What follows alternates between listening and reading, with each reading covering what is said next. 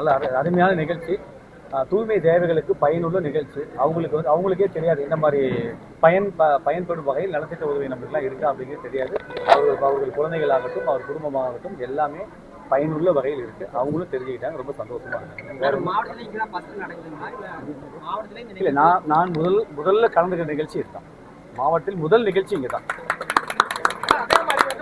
அதிமுக முன்னாள் அமைச்சர் வந்து பாத்தீங்கன்னா ஆர்பி உதயகுமார் சொல்லியிருக்காங்க, தமிழக மக்கள் எழுதி வச்சுக்கொண்டுங்க, தாவேக அரசு வந்து அழிவு காலம் வந்து எண்ணிட்டு இருக்காங்க அப்படின்ற மாதிரி சொல்லியிருக்காரு. இதை பத்தி எப்படி பாக்குறீங்க? வளர்ச்சி தான் மேலே தான் போயிட்டு இருக்கோம். அவங்க வேணா கீழே குமிஞ்சிட்டே இருக்காங்க, நான் மேலே பார்த்து போயிட்டே இருக்கும். ஐயா, இது மக்கள் உருவாக்கி ஆட்சி. அரசியல் பேச உடனே பார்க்கணும். ஏற்கனவே சொன்னதான், மக்கள் ஆட்சி, மக்களால் உருவாக்கி ஆட்சி, அவர்கள் தேவைக்காக உருவாக்கி ஆட்சி. யாராலையும் ஒன்றும் பண்ண முடியாது.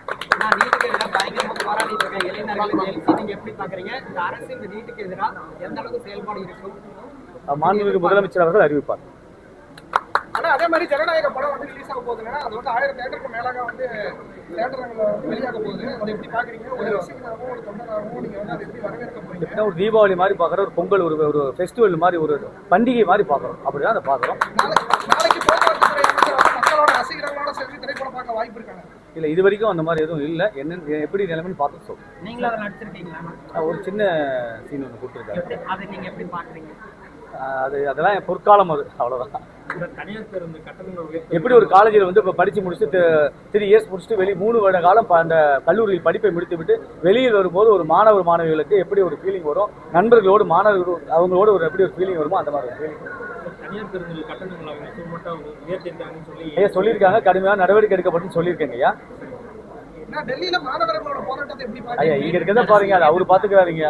இங்க வந்திருக்கேன் சங்ககிரி, 1000 பிரச்சனை இருக்கு. புது பஸ் ஸ்டாண்டு பஸ் வரலன்னு இருக்காங்க, அதுக்கு நடவடிக்கை எடுத்துட்டு இருக்கேன். இங்க சம்பந்தமான நிறைய பிரச்சனைகள் இருக்கு. எனக்கே வர வழியில சொல்லி தான் கேட்டிருக்கேன். வர வழியில 300 ஆண்டுகள் பழமையான ஒரு கோயில் இருக்கு, அதை புதுப்பிக்கன்னு சொல்லி கேட்டிருக்காங்க.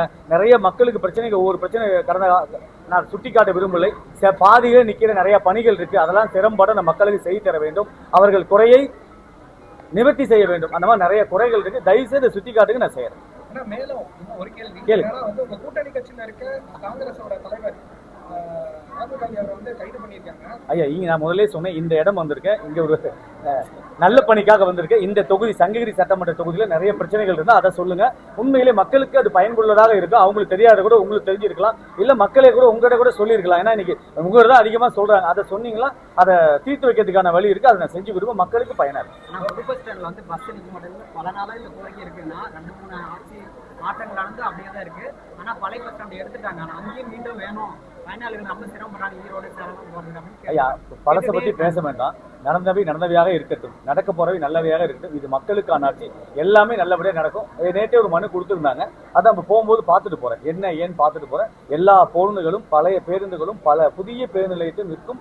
பழைய பேருந்து நிலையத்தில் நின்று இல்லை அப்படி நிற்கலாம் கூட அந்த வழியாக செல்வதற்கு என்ன செய்ய வேண்டுமோ அதை கண்டிப்பா இந்த அரசு கண்டிப்பா செய்யும்.